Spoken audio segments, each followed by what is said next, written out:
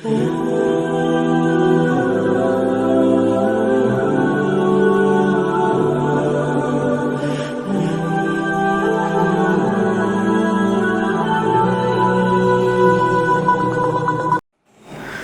باللہ من الشیطان الرجیم، بسم اللہ الرحمن الرحیم۔ اذ قال اللہ یا عیسی ابن مریم اذکر نعمتی علیک وعلی والدتک اذ ایدتک بروح القدس تکلم الناس فی المہد وکہلا واذ علمتک الکتاب والحکمۃ والتوراۃ والانجیل وَإِذْ تَخْلُقُ مِنَ الطِّينِ كَهَيْئَةِ الطَّيْرِ بِإِذْنِي فَتَنفُخُ فِيهَا فَتَكُونُ طَيْرًا بِإِذْنِي وَتُبْرِئُ الْأَكْمَحَ وَالْأَبْرَصَ بِإِذْنِي وَإِذْ تُخْرِجُ الْمَوْتَى بِإِذْنِي وَإِذْ كَفَفْتُ بَنِي إِسْرَائِيلَ عَنْكَ إِذْ جِئْتَهُم بِالْبَيِّنَاتِ فَقَالَ الَّذِينَ كَفَرُوا مِنْهُمْ إِنْ هَذَا إِلَّا سِحْرٌ مُبِينٌ۔ صدق اللہ العظیم۔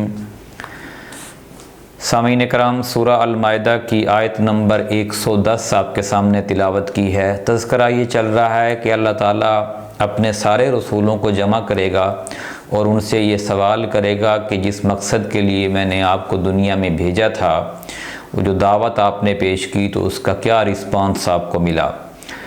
آج کی اس آیت میں حضرت عیسیٰ علیہ السلام کا تذکرہ ہے۔ چونکہ جب قرآن نازل ہوا اس وقت عیسائی یعنی نصارہ وہ واحد قوم تھی جو کہ زیادہ تعداد میں تھی، اور وہ عیسیٰ علیہ السلام کی پرستش کر رہی تھی، یعنی وہ عیسیٰ علیہ السلام کو کچھ ان کے گروہ اللہ کا بیٹا اور کچھ ان کے گروہ خدا ہی مانتے تھے، اور ابھی بھی ایسا ہی ہے۔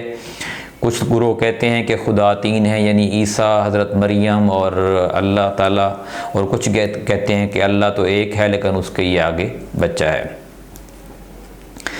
تو قیامت والے دن اللہ تعالیٰ عیسیٰ علیہ السلام کو مخاطب کر کے یہی سوال کرے گا جو آج کی اس آیت میں ہے کہ اذ قال اللہ یا عیسیٰ، اس وقت کو یاد کیجئے جب اللہ تعالیٰ فرمائے گا یا عیسی ابن مریم، کہ اے عیسیٰ ابن مریم۔ حضرت عیسیٰ علیہ السلام کے ساتھ ابن مریم کا لفظ استعمال ہوتا ہے کیونکہ ظاہر ہے ان کے باپ نہیں تھے، تو ماں کا تذکرہ ہے، اس لیے اللہ تعالیٰ نے اور کسی عورت کا قرآن پاک میں تذکرہ نہیں کیا سوائے حضرت مریم علیہ السلام کے، کیونکہ وہ ایک پاک باز خاتون تھیں۔ پیغمبر جتنے بھی آئے ہیں وہ سارے مرد تھے، ایک عورت کا تذکرہ ہے اور وہ جو حضرت مریم ہیں۔ فرمایا کہ اے عیسیٰ ابن مریم، اذکر نعمتی علیک وعلی والدتک، اپنی والدہ کے اور اپنے اوپر جو میرے احسانات ہیں اس کو یاد کرو۔ یعنی قیامت والے دن مجمع لگا ہوگا، امتوں کی صفیں بندی ہوں گی، سارے پیغمبر موجود ہوں گے، اور اللہ تعالیٰ عیسیٰ علیہ السلام کو مخاطب کر کے اپنی نعمتوں کا اعتراف کروائیں گے۔ یہ وہی نعمتیں ہیں کہ جن کو بنیاد بنا کر عوام نے، انسانوں نے عیسیٰ علیہ السلام کو خدا سمجھ لیا تھا۔ وہ کون کون سی نعمتیں ہیں؟ اذ ایدتک بروح القدس، جب میں نے روح القدس کے ذریعے تمہاری مدد کی، یعنی جبرائیل علیہ السلام مقرب فرشتہ ہے، فرشتوں کا سردار ہے۔ ویسے اللہ تعالیٰ مسلمانوں کی مدد کے لیے مختلف فرشتے اتارتا رہتا ہے، لیکن جب خاص فرشتے کو اتارنا مقصود ہو، جس نے تمام انبیاء پر وحی نازل کی، اللہ کا کلام اتارا، تورات، انجیل، زبور اور قرآن کو جس نے زمین کے اوپر نازل کیا اپنے اللہ تعالیٰ کے محبوب ترین بندوں پر، تو وہ ایک مقدس فرشتہ ہے، اور اس کے ذریعے سے عیسیٰ علیہ السلام کی اللہ تعالیٰ نے مدد کی کہ اس نے روح پھونکی اس کے اندر جا کے، اور وہ ایک جاندار مخلوق بن گئے۔ اور نہ صرف جاندار مخلوق بنے بلکہ ظاہر ہے باپ کے بغیر اللہ تعالیٰ نے ان کو پیدا کیا، تو وہ ان کے اندر ایسی خصوصیات اللہ تعالیٰ نے ڈالیں جو نہ ان سے پہلے نہ ان سے بعد میں کسی میں ڈالیں گے۔ اور وہ خصوصیات کیا تھیں؟ تکلم الناس فی المہد، تم لوگوں سے گہوارے میں بات کرتے تھے. یعنی گہوارہ کہتے ہیں کہ مہد کہتے ہیں کہ جب بچہ جھولے میں لیٹتا ہے. وہ جھولا کوئی بھی ہو سکتا ہے ہر دور کے حساب سے. جب بچہ خود نہیں لیٹتا، بیٹھ نہیں سکتا، چھوٹی عمر میں ہوتا ہے، تو اس وقت عیسیٰ علیہ السلام نے اپنی والدہ کی گواہی دی کہ میری والدہ پاک باز ہیں اور میں اللہ کی نشانی ہوں، اللہ کا پیغمبر ہوں. وکہلا، اور بڑی عمر میں بھی بات کی. یعنی چھوٹی عمر میں بھی بات کی، بڑی عمر میں بھی بات کی. اور کیا بات کی؟ ایک تو اپنی والدہ کی شہادت دی کہ میری والدہ پاک باز ہیں اور یہ کہ میں اللہ کا پیغمبر ہوں. اور دوسری ان کو آگے چل کر آ رہا ہے کہ اور کیا باتیں کی. وَإِذْ عَلَّمْتُكَ الْكِتَابَ، اور جب میں نے تمہیں کتاب، والحکمت، اور حکمت عطا کی. کتاب سے مراد یہاں پڑھنا لکھنا بھی ہو سکتا ہے کہ عیسیٰ علیہ السلام کو اللہ تعالیٰ نے بغیر کسی استاد کے ڈائریکٹ ہی پڑھنا لکھنا سکھا دیا.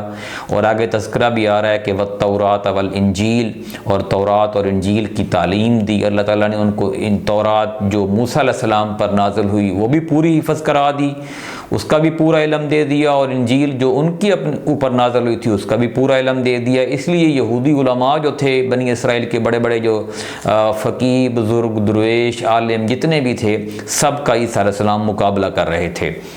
وَإِذْ تَخْلُقُ مِنَ الطِّينِ، اور جب تم میرے حکم سے مٹی کے پرندے بناتے تھے، کہیئۃ الطیر، جیسے شکل پرندے کی، میرے حکم سے، بِإِذْنِ، یعنی اللہ کے حکم سے وہ مٹی کے پرندوں کی شکل یعنی مورتیں بناتے تھے.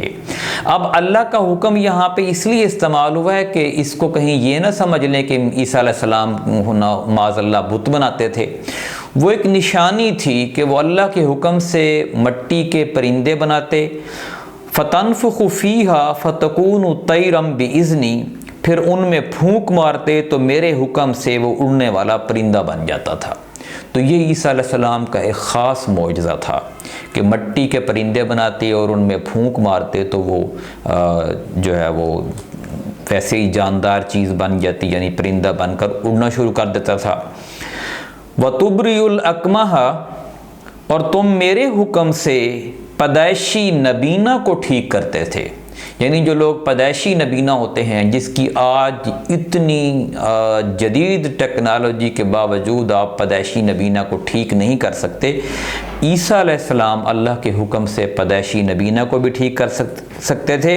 والابرصا، اور کوڑی کو بھی. یہ بیماری ہوتی ہے جس کو ہم آج کل کی زبان میں پھلبیری کہتے ہیں، اور اس کا علاج ابھی تک دنیا میں نہیں ہے کہ ایک سفید سا دھبا نشان ہوتا ہے اور 20-30 سال کی عمر کے درمیان، اور پھر دیکھتے ہی دیکھتے پوری باڈی میں پھیل جاتا ہے اور پوری باڈی کی پگمنٹیشن لاس ہو جاتی ہے. اور پھر دھوپ میں خاص طور پر وہ اس سے جو دھوپ سے ایکسپوز ہوتے ہیں، جیسے چہرہ ہے، ہاتھ ہے، بازو ہیں، تو ان میں یہ زیادہ اثر انداز ہوتا ہے اور پھر انسان کو دھوپ کو برداشت کرنا مشکل ہو جاتا ہے.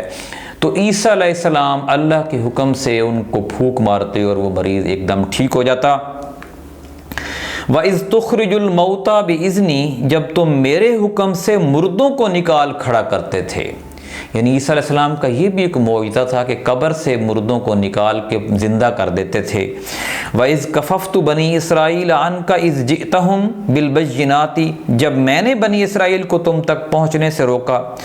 یعنی بنی اسرائیل جب انہوں نے دیکھا کہ یہ تو چھوٹا سا بچہ ہے، اس کے پاس تورات کی تعلیم بھی ہے، انجیل کی تعلیم بھی ہے، اور اتنے بڑے بڑے معجزے ہیں، تو انہوں نے یعنی عیسیٰ علیہ السلام کو انہوں نے قتل کرنے کا پلان بنایا. کئی دفعہ آپ کی طرف بڑھے، لیکن اللہ نے فرمایا کہ جب میں نے بنی اسرائیل کو آپ تک پہنچنے سے روکا